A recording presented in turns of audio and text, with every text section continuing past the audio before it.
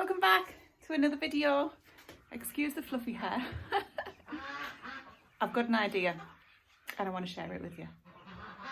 First of all though, I need to get some things watered in the greenhouse, and Grace is just about to feed the ducks for me because they are making a really loud racket.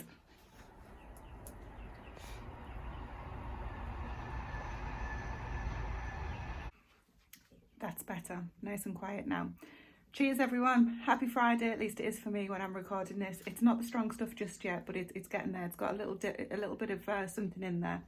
Anyway, I thought it would be nice to do a bit of a chat from the greenhouse because it's not windy, it's not raining, it's not too hot. It's pretty much perfect for working out here and sharing some of the thoughts and feelings and decisions and other decisions, all the things that have been going on lately. I thought it'd be good to share them with you in this kind of chatty video. And I'm thinking it would be good to make it a bit of a routine, a bit of a thing every couple of weeks to come out here, have a little drink together if that's your thing. If not, just have a little chat and a cup of tea and listen. And just talk about a particular topic that's important to us just at the moment, something that's just happening on the smallholding, something that somebody says in the comments that's really good for us to share. I don't know, I learn a lot from those kind of videos when other people do them. I like the chatty kind every now and again. I like to learn new things and be inspired from what people are saying and not just seeing what they're doing, but having that conversation as well. So as I'm going to make my way around this greenhouse now, I'm going to have a chat with you about a couple of things that are on my mind that are potentially on your mind as well, although it might translate a little bit differently depending on your chapter of life and your lifestyle and things like that, and just see how everyone's coping and what plans we might or might not have, or if anybody's having any different thoughts or similar thoughts to what I am. And it's all around the topic of the moment, not the heat wave in England, the cost of living, which is affecting everybody. Everywhere? I don't know, you tell me. Everywhere yet? I know that you guys in Australia say it's about 6 months behind, so hopefully it's not too bad for you guys yet, but I'm interested in how it's affecting people, and I'm going to have a little chat with you now about how it's affecting us and thoughts and plans that we've made around that.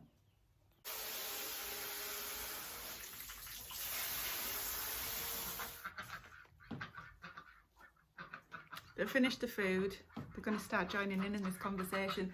I've had to move because my phone wasn't charged, so we're going to stand here for a good while of this video, but don't worry, I'll add some other photos and things in over the top of it just to so that you're not just stood looking at my ugly mug the whole time, and hopefully you're going to be able to hear me over the ducks as well. So one of the first things I want to talk to you about is what this video isn't. So I'm not here to be telling anybody what I think anybody else should be doing. I just want to have a chat about things that are going on for us, our feelings around how we're handling the whole cost of living, what's coming, what we're hearing on the news and things like that. We're not worrying, and we are certainly not telling people that they should be worried. We're not panicking, we're not turning into mad preppers or anything like that, though I think the idea is a fantastic one. And yeah, we're not here to scaremonger or to do any of that. So basically that's saying that's not what this video is. So if you're here thinking that it's going to be that and you're going to switch off, then you'll be pleased to hear that's not what it is. It's just about us in our personal chapter of life, in our personal situation, some of which you may be able to relate to, some of which you won't, but I think we've all got a thing in common, that we're all seeing changes and impacts in some way, shape or form, maybe some more than others. You know, when we've had recessions before, because ultimately we're moving into that in my opinion, they've not really affected Stephen and I, because we've not been in the chapter of people that have really been affected by it. But this time we're feeling it, and I think a lot more people are, and it's awful when anybody feels anything like this, but I think this time it's affecting a lot more people than it maybe has done in the past. And the people it's affected in the past, possibly it's affecting even more this time, which is just so sad and awful in itself. So one of the things that I'm wanting to do is to learn as much as I can, share as much as I can about how we can get through this together. And that's all kinds of different things, whether it's about how we're cooking, whether it's about saving electricity, other ways and means of doing things that aren't expensive. I'm brewing all those kind of ideas at the moment, gleaning as much information as I can. I put something out on Instagram recently. I'll try and put something on the screen for you guys to see. I know a few of you actually responded to that, which was fantastic, so thank you for that. But some of the responses that I had from people about how they are dealing with this whole situation around the changes around the cost of living crisis. I hate calling it that because it sounds so serious, but at the end of the day it is. So the Instagram responses that I had were fantastic. I mean, I'll just read you through a few now. We saw people saying They're starting to grow their own veg when they haven't done it before, and people that are growing their own veg are increasing the volume that they're growing, maybe to try and get a year's worth of veg for their family, whatever family size they might have. People who haven't looked into preserving food before are now looking into it. And also I've had a few people inquire about the canning, pressure canning that is. I've got a few videos on that if you want to take a look, if you're interested in that side of it. But people who've never heard or even wanted to pressure can or even water bath, sorry, I'm laughing at the ducks. People who've never even heard of pressure canning before, who've never known that pressure canning is a thing or water bathing is a thing, they're looking into that as well. And I'm getting people asking, where did you get your canner from? How do you use it? Things like that. So lots of different preserving methods are being looked into by people. Some folks are even looking to sell up and move into another space where they can grow their own and raise their own animals, and if they're in that. And I think that's fantastic. And not everybody can do that. I'm not assuming that people can or would even want to. Some of our friends, it's their worst nightmare. What we do is their worst nightmare. They would hate to do what we do. And not everyone's in the position where they would want to or they can, and I appreciate that. So again, everybody's in a different chapter. Lots of things that people were saying was around making things from scratch, so making their own bread, and biscuits was a specific one, which I think is fantastic, and that's something that I want to do more of from the biscuits point of view. And by biscuits we mean like cookies in the UK, and this is for me, it would be for the kids, taking them to school for after school and for things to snack on, instead of having to buy them in. I mean, you can pick these things up very cheap at Aldi, which is where I shop, but again, if you can make them using items that you've already got in the house, I think that's even better. And anything homemade from my point of view is always a winner anyway. Some people talked about freezing eggs, and there was a good phrase, today's surplus feeds winter's famine, and I think that's just a fantastic phrase. Absolutely love that. Apologies for not looking at you the whole time, by the way. I've got my notes, I can't remember all of these.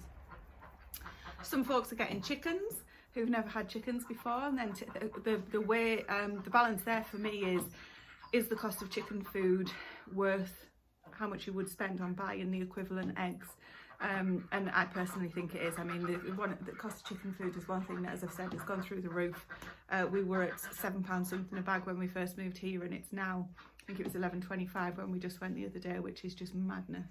People have asked for tips around canning as well, so when they're getting the pressure canners, if they're managing to get hold of one, they've asked for tips around things like that, so I'll be looking into doing as much of that as I can.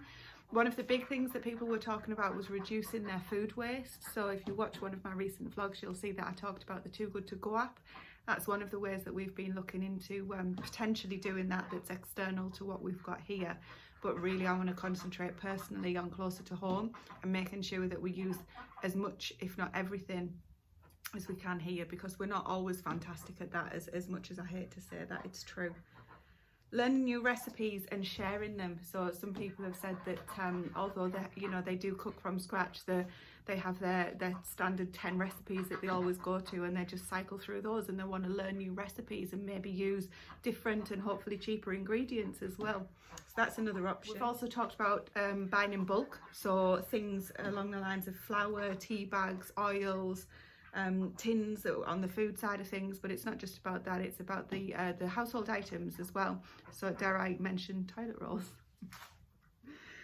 And then another few good tips that we had were sharing costs of things. So if you've got older kids that live with you, making them or asking them, encouraging them to pay their way.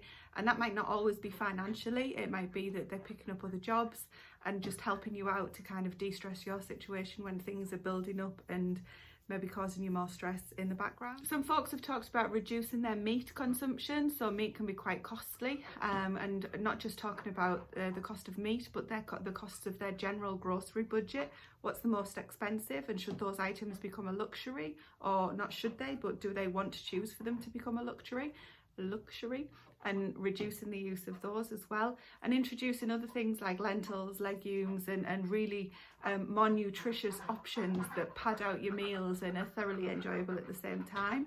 So lots of those kind of options people are thinking about and considering, and they don't always know how to incorporate them into the lifestyle. So whenever people who do that now can encourage and educate and share the knowledge with others, I think that's a fantastic thing to do. So I'm not claiming that I know all of this or have even done all of this before, but I want to learn and I want to share it with other people so that they can get the enjoyment and the benefits from doing that as well, because hopefully we're going to be able to enjoy some of this and it's not just feeling like a chore or that it's been pushed on us, and we you know, we don't want to have to do it. So for me personally, we've got to try and embrace it with both hands. You know, that's the best I think we can do, so it doesn't get too much. The last thing was a great idea, something that I completely support, is going to your local butchers and buying a whole, whether it's chicken, and you guys know that we believe that we should be buying whole chickens and jointing them, and you might want to consider buying whole lambs or half a pig or a quarter, or, you know, talk to your butcher and figure out what's the best for you. And then just joint it at home. At the end of the day, it all eats, it all goes in the same place. And even if it's, you've not jointed something before or butchered something before, seriously, there's so many videos out there, not just on our channel, on across the board, on how to do this. It doesn't have to be perfect. It'll still cook and it'll still eat and it'll still taste fantastic, and overall it'll be cheaper to do that. So something I choose to do, sorry, something I would choose to do if we didn't do it here, would be to do that, because I just think it's a waste otherwise. You know, it's a perfect opportunity to keep your bills down buying whole and doing it yourself. Anyway, they were a lot of the Instagram responses, and I'm aware that that's already taken up quite a bit of this video, so I thought it's something that's good to share. Maybe some of them we also, thank you very much for sending them in. Wow, it's getting warm. Do you like my t-shirt? You can't see it. You can't see it. So there's a funny story here. This was for Stephen for Christmas. I ordered a woman's large instead of a man's. Yay, new present for me. Okay, so I've told you what this video isn't, and I've gone through some of the fantastic responses that we've had from Instagram, because that's really the only social media place that I share at the moment. Now let me tell you more about what it is and what we're going to be doing on the back of it, which I'm going to show you all about in a new series starting very soon. So the whole cost of living crisis is starting to feel, we're starting to feel a pinch here on the small holding. So I want to talk to you a little bit about what that feels like for us, what areas that's in, and what we're going to be doing in an attempt to nip that in the bud as best we can, or an attempt to mitigate some of that. So from the cost of the electricity that went up, I think it was by 54% in April, something like that. And that is going up again in October. So the price cap is being reviewed again in October, and at the moment the current forecasts are that that will go up again by 65% in addition to the 54. It's already gone up. Absolute madness. I don't know how people are going to cope. It just worries me so much that this is even happening, but we are 100% going to feel that. That's like such a big impact to us here on the small holding.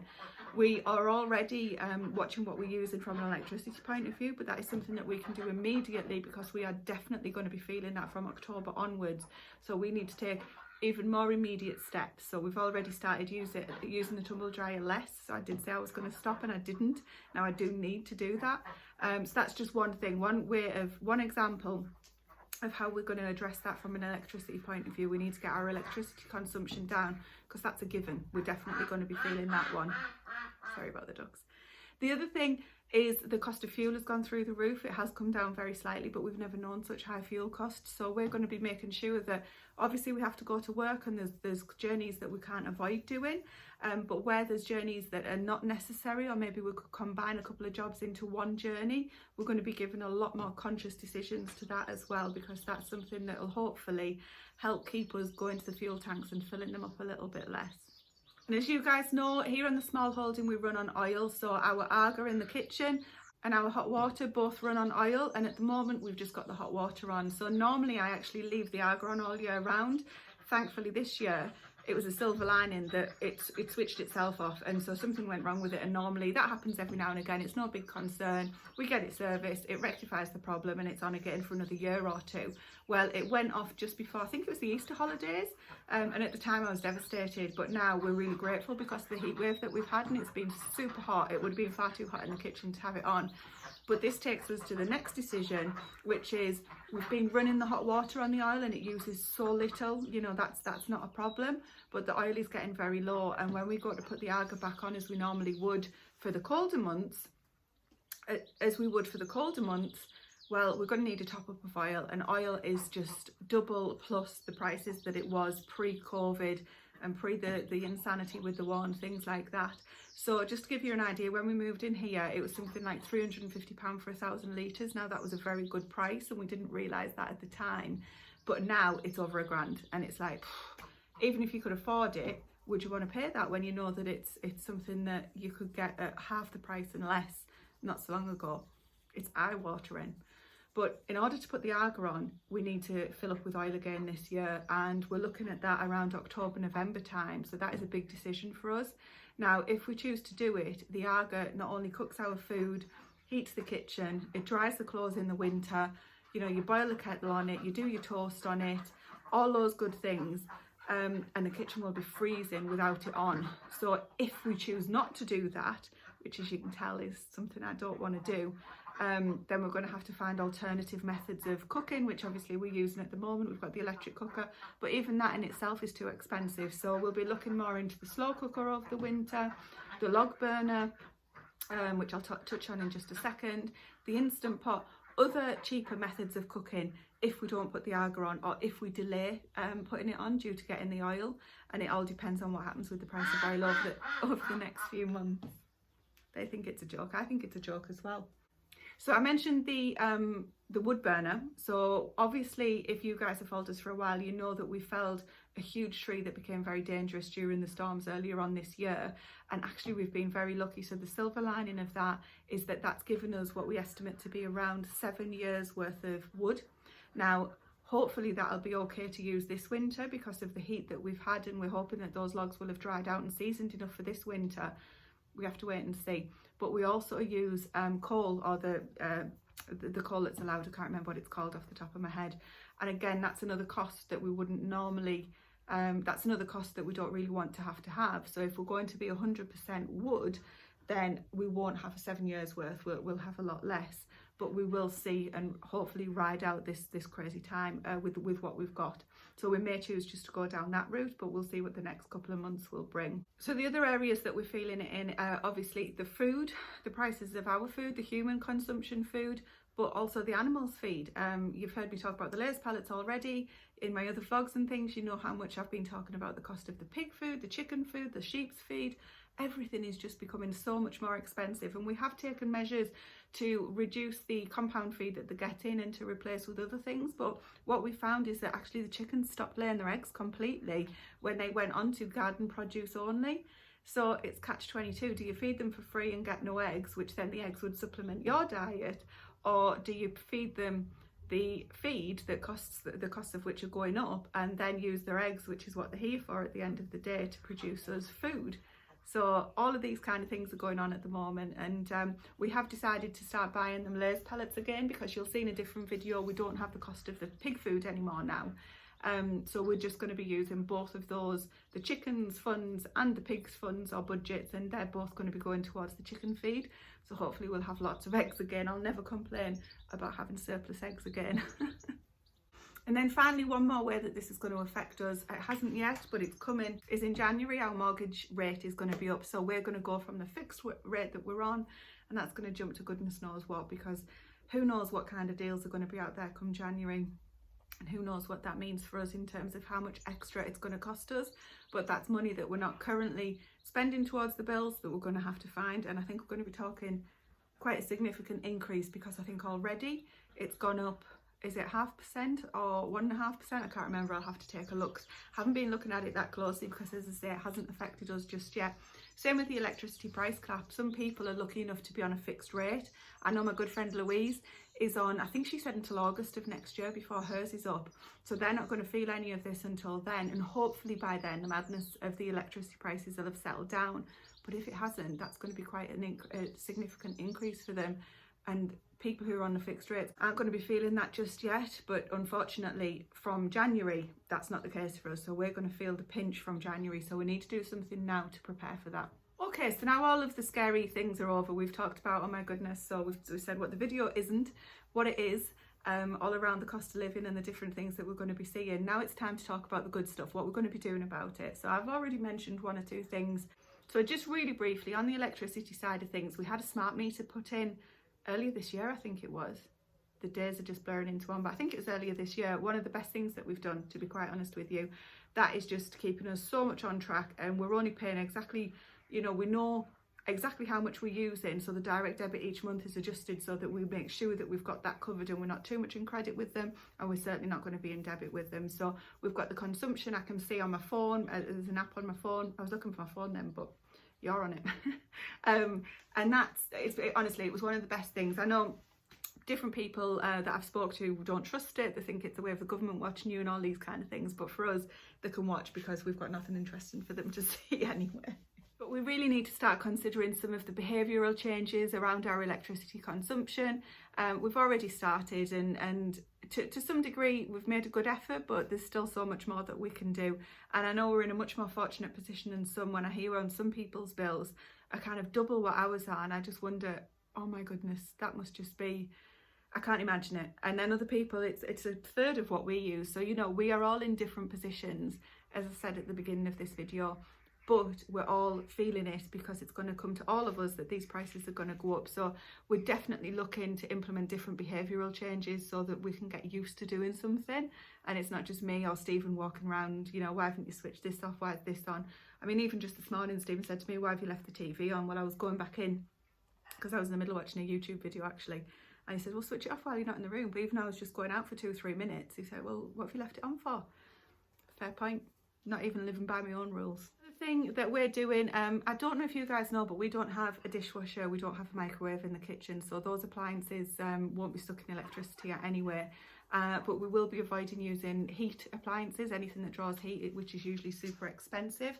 So anything, you know, keeping those appliances down to a minimum basically. So it might be your iron or your hairdryer, or, you know, the tumble dryer for example. We will have to shift to just not using that. I only use it minimally at the moment, and I am getting better at line drying because I tend to forget that the clothes are out and then they end up staying out overnight. Anyway, so definitely shifting to not using the tumble dryer and things like that. So there's all these kind of things that will apply to some and not to others, but this is the kind of stuff that we're going to be doing and trying to get better at as well. And hopefully we'll see if we can reduce our electricity consumption before October. Maybe our prices will just go up to what they are now instead of going up significantly, or it certainly won't be as bad as they could be if we keep using the volume of electricity that we're using at the moment. Also making sure that when we do use the oven, the electric oven and things like that, up until we put the Aga back on, if indeed we do, that we're making sure that we use it to its capacity. So if I put one of the ovens on, then I'm going to fill it up as best I can. And that takes a little bit of planning, which I'm not always that good at. It's a bit of a behavioural change for me. Again, back to that same thing, that when I use the big electric cooker, that I make sure that I fill it up and use it to the full capacity. You know, I don't want to be switching it on just for something small when it's just a waste really, to be fair. And then one more thing in the kitchen, so a lot of the things lead back to the kitchen as they always do in my life, is the food waste that I've already mentioned, but more about kitchen waste and making sure that we compost everything that we can. So now the pigs have gone, I need to make sure that anything that's coming out of the kitchen and the garden is composted. You know, if we had cabbage leaves left over in the garden and things like that, they would have gone down to the pigs. They can go to the chickens, but the chickens don't always like all of the things that the pigs did. So the cost of compost has gone through the roof too. I don't know if it has where you are, and it's not going to be something that we can maintain buying moving forward, especially by the volume that we need it. So this year we've made a significant effort to create our own compost heaps that aren't related to the horse muck. So we've obviously got lots of the horse muck, but I don't always find that just horse muck is good. It needs to be mixed with some of our own compost. But equally, I'd like compost to use in here, not just outside. So we've made a huge effort to do that. And as I might have said on one of my previous videos, the local grocers are dropping off their waste at the end of the day. And now that's going straight on the compost heap, which is really helpful because that's going to be free compost for us for next year. And then finally, I'm so sorry I've talked forever, but it's good for me, even if nobody watches this, it's good for me to look back on to remind myself of all the things that I'm promising. Now finally, it leads me into a grocery challenge. Another grocery challenge. Everybody does grocery challenges, Tracy. Well, this one for me, I was going to start in the usual January. I was thinking about it and doing a series and etc, etc. And then everything happened, and then food prices went through the roof and all of our bills are flying up, and we thought, hang on, we need to do something about this. So one of the bills that we do have control over is our food bill. And here on the Smallholding, We want to make sure that we have what should be the smallholders way anyway. We don't want to be buying lots of processed foods and expensive items that we just don't want to be part of our diet, and probably shouldn't be from a health point of view. And that leads me into the challenge that I've now brought forward to September.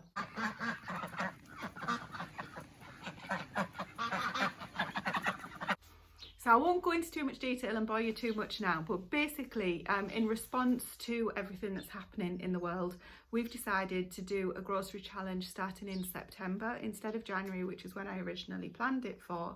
And it's going to look like £25 a week is our grocery budget. Now, huge caveat, so this is not what this is video. It is not me saying that we are going to live on £25 a week all in for everything, groceries, meat, household items, dog food. It's not that. It is so far away from that, so please do not think that that's what I'm saying, because I know there's a lot of fantastic people out there that do videos about their family that lives on £25 a week for a family of 4 all in, and that's amazing, and you know, hats off to them for doing that.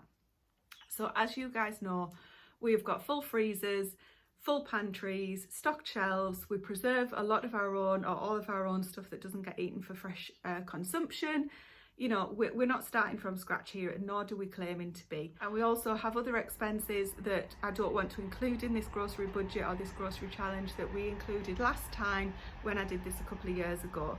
Now, we did have a £25 budget a couple of years ago, and that did include household items and alcohol and one of the dog's food, if I remember rightly, not the big dog because she has a special one and that comes on a separate budget. But when we did this before, it included a lot more. Now, given the price of inflation and how this is going to be a bit of a lifestyle change instead of a short-term challenge, so I want to be realistic, and I've set myself a few ground rules because not everybody in the family agrees. You know, a few ground rules that include what's in the budget and what's out of the budget. So the whole point of this is to try and save us some cash, to cut down frivolous spending, and to get back to what I'm calling the smallholders diet. So there's more on that coming. So this is all about living off what we raise on the smallholding with a few extra ingredients thrown in. But for now, we've got the £25 a week budget, and I'm going to be starting this from, I think it's going to be starting from the 30th of August. Now, why not now? So if we should be doing this, we should be doing it now. Well, to be quite honest with you, it's the kids' holidays that are just starting. I don't want them to feel deprived of things that we're already deprived of because of what we've had over the last couple of years and things like that. And I want us all to be able to enjoy the holidays before we go down into a before we go into kind of tightening the purse strings and, you know, making the savings chapter of our life. So I want to make sure that we are enjoying the 6 weeks holidays as a family, that we can have our little splurges, and that we can do things that we would maybe do if we were lucky enough to go on holiday, because we're not going anywhere. So essentially, without having to explain myself too much, I just don't want to feel as though we're restricting them of something that they absolutely deserve and is within our means at the end of the day. So we're going to be starting this on the 30th of August, and it's going to last for 35 weeks. But I've just said it's a lifestyle change, so why only 35 weeks? Well, that's more to do with me. So I'm the kind of person that if it's a challenge and there's a goal and I will feel fulfilled from meeting that goal, I'm more likely to do it. Whereas if I say this is a lifestyle change and then I'm thinking, well, there's no end in sight, this is the way it's going to be forever, or I'm never going to achieve it because it's a permanent thing. Just in my brain, that's how it works. And so if I've got a goal, which is 35-week challenge, which is a long time, at the end of the day, then for me, I'm more likely to stick to it and meet it. Now, the 35 weeks it's a personal thing. So we've got some changes that are happening in April of next year. And if we can get through till then, through the electricity prices going up, through the mortgage going through the roof, through all of the feed, Christmas, you know, all of the things, then if we can get to April of next year, we should be in a comfortable position where I'm hoping that the world has calmed down a little bit. And if not, we might need to do another 35 weeks and keep that going. Anyway, we'll see. But for now, it's from the 30th of August until about the 25th of April next year. Those are very specifics because that's how I work. So the plan is, first of all, I will do a more detailed video on this as we get into September. And again, I don't want to be keeping you too long. If you're still with me, fantastic. Am I on my own? Anybody out there? So we're going to be spending £25 a week just on food. That doesn't include alcohol.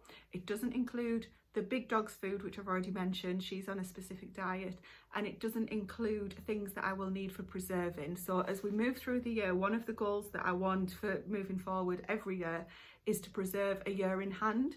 So we've got a year's worth of something on the shelves that we've grown ourselves, not necessarily bought from the shops, but that we've grown ourselves.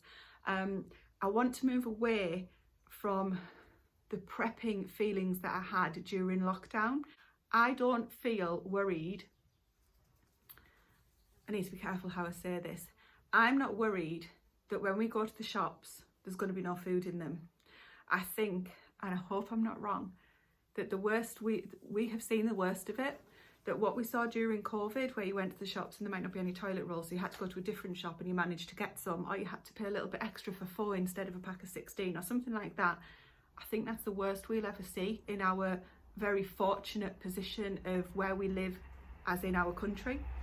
And I think we're very supported from that point of view. And although I know this is a contentious conversation and people disagree, and there's been supply chain disruptions and there will continue to be, and there will be some shortages, I don't think we're ever going to suffer to the point where we can't get hold of food if we need it.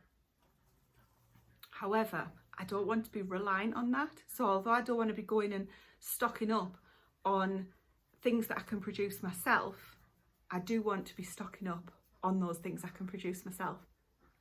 Does that make sense? It makes sense in here. So I won't be filling the shelves full of things from the supermarkets. If I'm filling my shelves, it will be from my garden or from my fields, because we've got the animals in the fields. Anyway, that's enough of that. I hope that came across as it was meant to. We don't want to be going to the shops in between now and September, when we'll start this challenge, or end of August, and stocking up on like £2 worth of stuff so that that's going to see us through the next year. None of that. There'll be no stocking up from anything from the shops in between now and when the challenge starts. So the £25 a week is purely for food that we will need to see us through that week. And after doing a bit of analysis, being sat there with a notepad and pen, really what we spend the most on is the packed lunch items.